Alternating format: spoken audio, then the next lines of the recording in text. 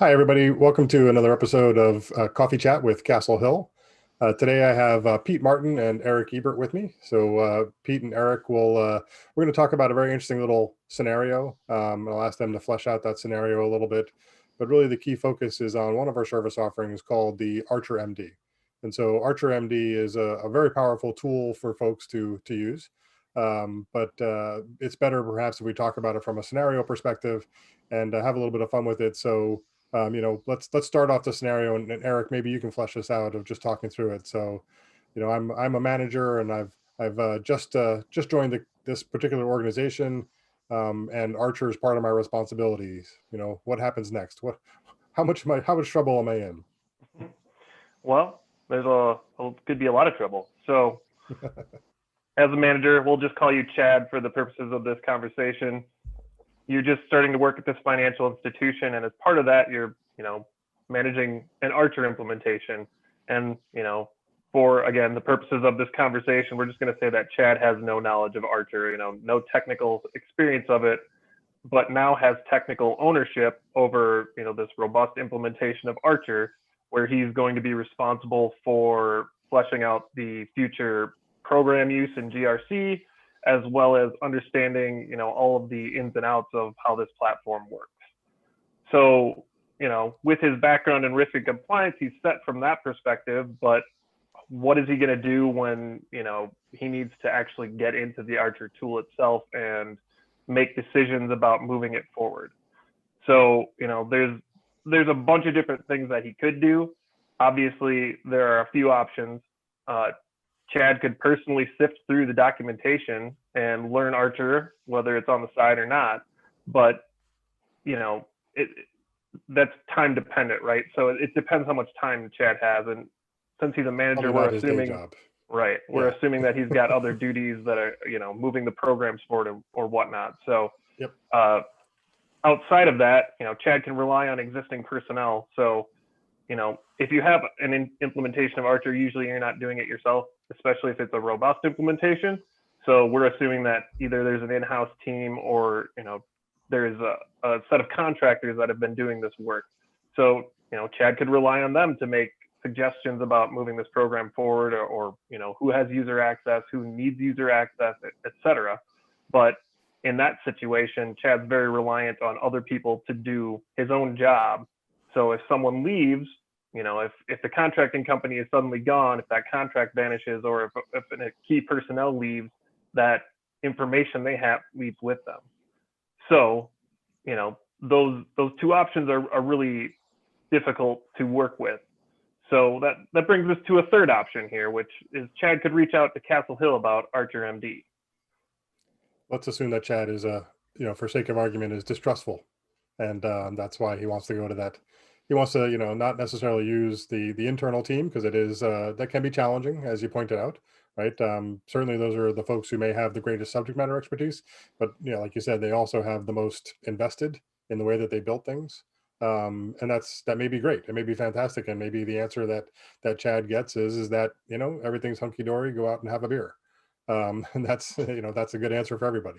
But so let's talk more about that. So to Pete, why don't you maybe just give me a little bit of an overview of the Archer MD and what it's about? Sure. Yeah, the Archer MD, it's a process that we've sort of built out based off our own experience with building out and supporting Archer across our own previous employers or with clients. And it's really a qualitative and quantitative process that we use to review a large volume of elements about the platform, from the infrastructure to the design of the modules to notifications and use of notifications, data feeds, etc. Right. So it's ideally covers the full spectrum of what you need to do to support the platform on a day-to-day basis, including even trying to get into a bit about access design and access control within the platform. So what we do is we use a custom tool that we use to extract a lot of the meta content about the platform, including something as simple as event rule names, I should say, and action names, for example, because that's a big part of it, is just understanding, something could be labeled X, but it might not have anything to do with X, right? What's been built and how the naming convention is only as good as the person is that implemented it. You can name a cat a dog, right? For lack of a better analogy. So it's a huge thing to really understand what these different things do, not just assume that how they're named is accurate. And so that's where the more qualitative analysis comes in, because we're going to try to dig into that a little bit more as well and see, all right, are these things done consistently? Do they meet Archer best practices? And is there a consistent, and are they done in the right manner in general, right? So, there are certain ways that things can, there are good ways and bad ways to do Archer.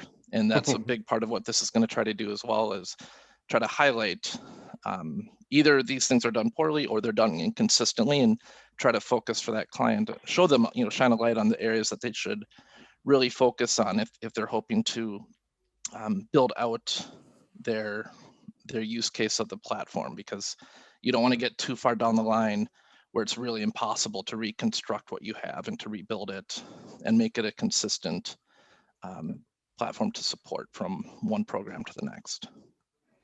So you made a comment about, Archer best practices. And I know that's something which comes up a lot. We hear about it a lot in the conferences or things of that sort. So, and you alluded to it before, and both of you guys can certainly jump in on this, but the best practices that we're talking about that we've codified inside of the tool, those aren't things off the web, we'll call it. Right. Right. We didn't Yeah. Google for what the best practices were from that No, I mean, a perspective. lot of them are hardly, they're won through just hard effort and experience, right? RSA does have some general things that they make recommendations on, and certainly those things we take into consideration. But like you mentioned, a lot of it is just through our experience with the platform itself. A lot of the RSA Archer best practices are geared more toward performance. So, something like having 20 filter rules on a report or an action, going beyond that may impede performance of the DDEs or the reporting. So there's a lot more performative.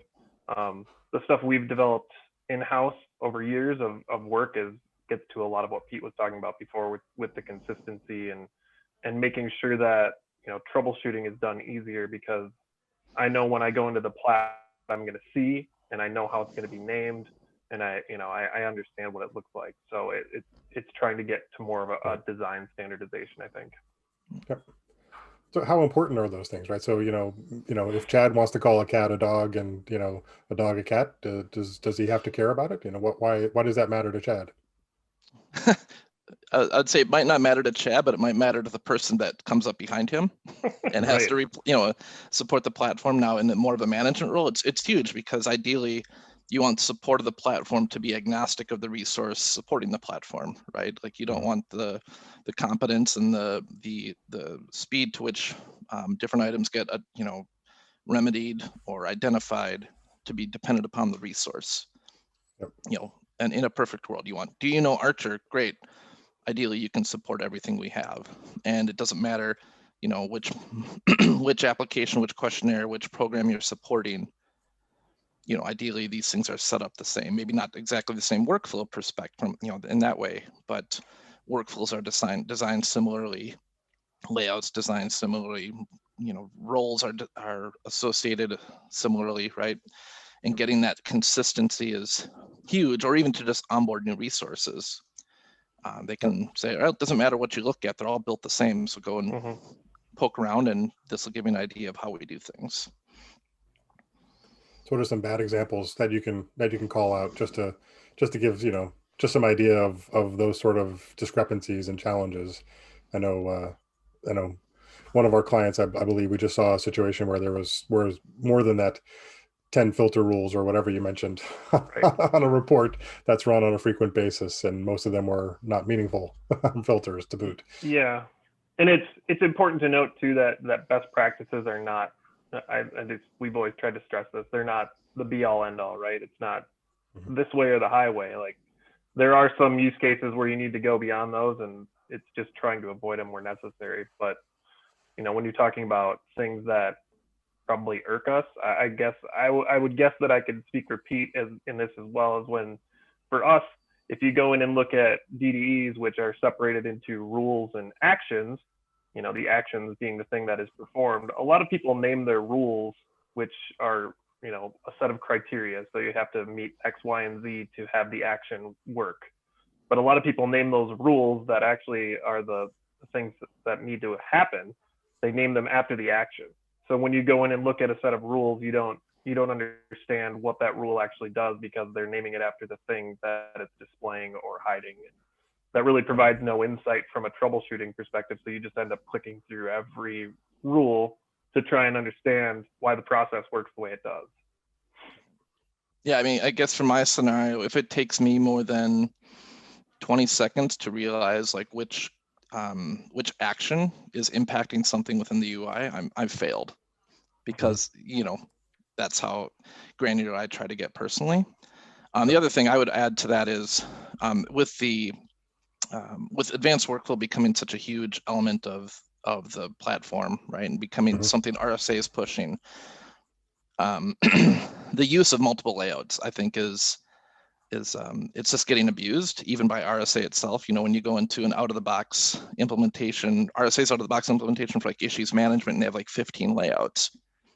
That's a huge red flag for me, because if somebody comes back and says, all right, well, we want to add one field to, that's applicable in all status values. Okay, great. Now I have to go in 15 times, put this field on a layout, right? So it's Good one. Yeah, there's good ways and bad ways to do things. From my perspective, you really have to be diligent and about determining to make another layout. Yep. Because it just adds, from a support perspective, it adds incremental on the time every time you have to make a change going forward. Yep. All right. So we've described the problem, and I know we've talked a little bit about what the solution is. So, but let's get into more details around what, how do we attack this? Because I know, to be fair, a lot of different folks who know Archer or consulting companies come in and want to talk about this type of an offering. So I know that there's things that we do that are similar, and there's things that we do that are different. So let's just talk a little bit more about how we do it, and what the process is. So, Eric, you want to start? Sure. Yeah, there's really a few key components to the process we have here, and that they're both qualitative and quantitative. So one of the quantitative examples we have is we have a tool that we've developed internally that we can apply to a client's or customer's Archer database and pull a lot of that information that we were discussing in the last section. Names of rules and actions, how many filters are on reports, types of users with groups and roles. We can pull that into a set of reports, and that gives us something to really quantitatively analyze and say, you actually have X amount of applications with DDEs that are incorrectly named by, or that may cause you problems, or you have X amount of reports with incorrect or too many filters in them that may have performative issues. So there's that side, right? And then there's the more qualitative piece, which is that you actually have to get your hands dirty when you go in and do this process, which means that myself or Pete have to or anyone else has to go in and actually click through the environment and look around and see if there's anything that stands out. So there's a piece of that manual work that needs to be done. And the final component of that is, the conversations we have with the customer. So really understanding how they do their processes, any hurdles that they're having internally, and understanding, what they want and what they need from the system. Cool. Pete, anything to add?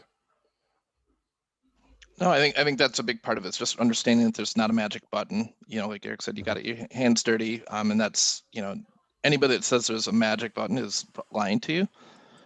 So there is definitely some more manual analysis that needs to occur. Yep. And I mean, something as simple as maybe a manual analysis, that's something that wouldn't automatically happen through like even the tool that we have is identifying if they have like multiple hierarchy apps or multiple risk libraries, right? For example, so little things like that we're trying to look for and identify things that through that more hands-on approach. Yeah, quantitative analysis isn't going to tell you if their workflow nodes are, spread all over the place like a jigsaw puzzle that it's not put together. So you actually have to go in there and look at the layouts and see how fields Right. are put on there. So there's only so much that you can do from the back end. Yep. But the tool itself helps to accelerate the process. Is that fair? Absolutely. Yeah. Yep. Yeah. It 'Cause also that's gives us benchmarks that we can rely on. So mhm. we can give you percentages quantitatively, because we can say, you have 200 DDEs overall, and X amount of them have, a name that is actually named after the action, or, that don't have filter criteria in them. So, we can Mhm. actually give you percentage readouts as a customer then. Yep. Okay. So Chad's deep into this at this point, right? Where we've run the quantitative tool. We've done some of the qualitative analysis, done all those things. So what's Chad going to get, right? So we sit down with them, or remotely at the moment. We virtually sit down with him and start talking about it. What is the information that he's going to get? You want to take this, Peter? Want me to? Oh, good. Yeah, it sounds like you got it. Sorry, No. I jumped right in there. So yeah, I mean, we have the results from our qualitative report and our quantitative report. So it's a combination again. We actually do run an assessment internally and come up with those results, that we take from the customer or Chad's system in this case, and that would be analyzed and put into a record within Archer that we can then, analyze on our end and say, here's what you met from our standards, which is, obviously based on our best practices and Archer's best practices. So that's the quantitative results you can get. And then, what we have done in the past and what we normally do is create some more executive level summaries, that are more PowerPoint or visual related, that kind of lay out where the highs and lows were, or pluses and minuses, what we're seeing from trends in the data, as well as the conversations we've had, and then some key areas of concern that stick out to us, that from both the quantitative and the qualitative summaries. Yeah, and we try to, customize it a little bit too, right? So we're not going to put a ton of weight maybe on the impact of poor data feed practices if they have 5 data feeds. Right. Right. We're not going to just slam them for that and say, gosh, your platform's a disaster, when it's an area that they're not really using. But we can at least highlight and say, hey, this is low risk for you guys right now. However, if you want to build up your platform and you plan to use more data feeds as a part of it, just something to know, right? And so we do try to highlight, like Eric mentioned, specific elements about our assessment that we really think they should focus on. We don't just give them all of the things, because that's a little daunting. We try to at least give them, hey, for the next, the low hanging fruit, maybe not from an effort perspective, but the stuff that might provide the most impact in a short period of time. Okay. And those things again are not necessarily the fact that you don't have enough memory in your server, right? Right. We have some It of could those be a sorts component. of or some of the quantitative analysis could actually indicate that there's a need for additional capacity as well, right? If there's some things that are going on, and I think that's probably the most powerful piece that when you've shown this to me in my role as a Chad, in that side of it, and helping customers and looking at their environments and driving that. I think that's really the key aspect that I always take away from it is that I can make a business decision about the results, right? It's not just the product company coming and saying, hey, here's the best way to make the car run. Right. It's you're running it in a certain place with certain kind of tires, with certain characteristics of your commute, all of those things going in together, and how many cup holders do you really need, Right. and going from there. So I think that's a big part of what we get. So There is no one size fits all for this type of stuff, and that it goes back to the scenario presented too. Well, that's great for someone who started a job. It could also be used for someone who's transitioning to either like 2 Archer instances merging within a company, or someone new, newly inheriting it internally. So it's not it's got many facets, I guess. Yep. Awesome. Sorry, a little bit of coffee. All right. the so uh, what does Chad do next? Right. So he's got this information. He's super excited. He loves Pete and he loves Eric. What does he do No doubt next? there.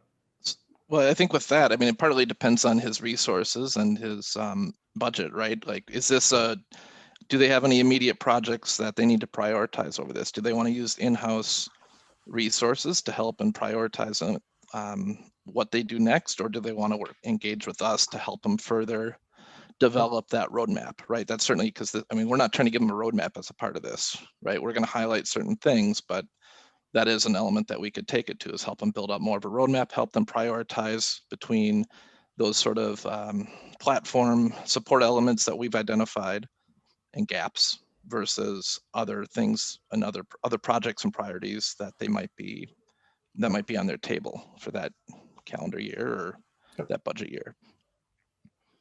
One of the things that we could even offer in some cases is also the training on those best practices, right? Yep, Which is absolutely. another one, Yep. one of those. So I know that sometimes we think about because of the nature of our business, sometimes we have to go in and fix a lot of stuff.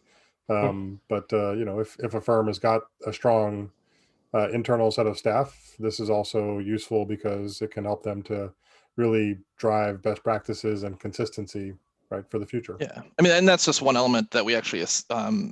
As part of our conversations, we inquire, hey, do you guys have any sort of best practices or standards that you require? And then we ask to see them.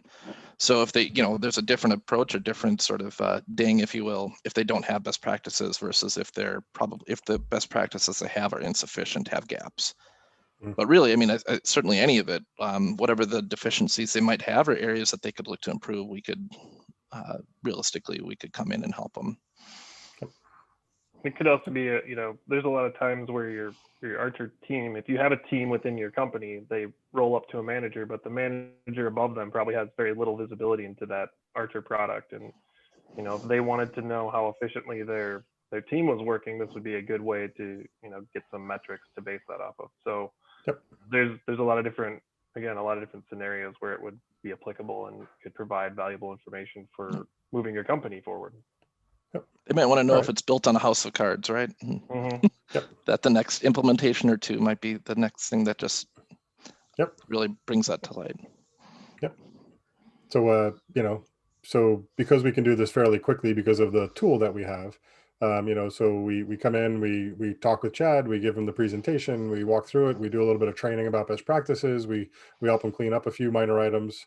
So 6 months from then, do we have to do the whole thing over again? Do we have to go and talk to everybody and look under all the covers? What do we do 6 months from then, right? So to validate that those best practices are happening. What then?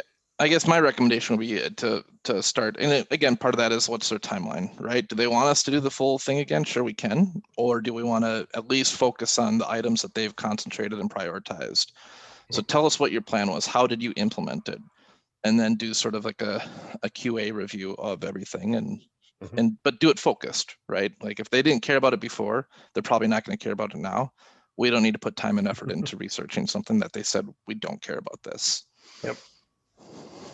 So you can build it into that best practice SDLC side of the world because we can run a lot of this information through the tool and come back fairly quickly, and we have that assessment there. So So how do we use this internally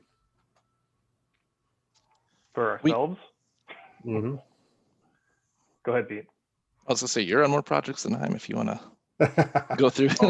I mean, best practice. We have a designated list of best practices. It's not just something that is existing in our mind. It's actually documented on paper. So us, as configuration experts, whatever, when we're doing design internally, whether it's for a client or our own purposes, we are trying to adhere to those best practices as best as possible. So, we are looking at them, revising them as we need to, as Archer changes, with things like advanced workflow, we have to spend more time looking at how we're doing that and coming up with the ways we think they should work best. And obviously those are fluid too over time.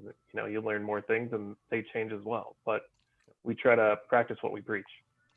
And we've also introduced items into our project methodology to help support and back that up. Design reviews, right? If we have a new thing that's coming up, instead of just letting Eric run wild and build whatever he wants, we'll, try to implement a design review and have him say, all right, what's your approach? How are you going to build this out? Making sure, okay, well, don't create a new application to identify issues, right? Use the findings app, right? We'll build a centralized issues management process through there.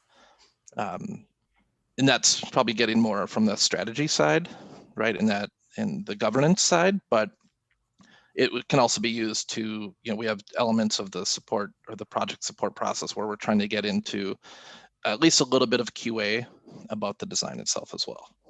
Yep. That's a great point that you just raised, Pete. And it's kind of where I was leading a little bit, is that this is when we do the Archer MD, we're not just focused on, is the car running? We're focused around the car in the whole context of where it exists, the governance aspect, right? Like you said, talking about people, about what is their development life cycle and what kind of artifacts do they use, all of those items which are above and beyond, because we're so good at doing these activities, to pat ourselves on the back, that we can take those best practices and align that against what people are doing. But with the realism of saying that, yeah, there's always things we can learn. There's always ways that have to be, altered to get it in context of what somebody does themselves. So we're not gonna make Chad toe the line. We're gonna, work within Chad's organization and how that needs to work within their space. So. Any closing thoughts overall? Anything? So have we made Chad happy? I don't know if anything makes Chad happy, but he's definitely got the information he needs to move the GRC program forward at this point, because Yep. Having that analysis done gives him what I would consider objective information, not coming from internal documents or team members.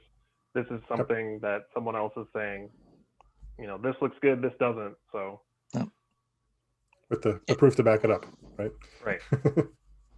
And ideally too, we're still, again, consciously trying to get feedback and input from the people that have or do support that platform, that instance as well too. So it might bring to light things that maybe that Chad wasn't aware of before.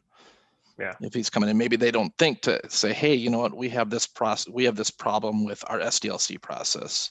Maybe they don't think, that's not the first thing that comes to mind. Yep. If he goes, hey guys, what do you guys think of, how we're doing things right now?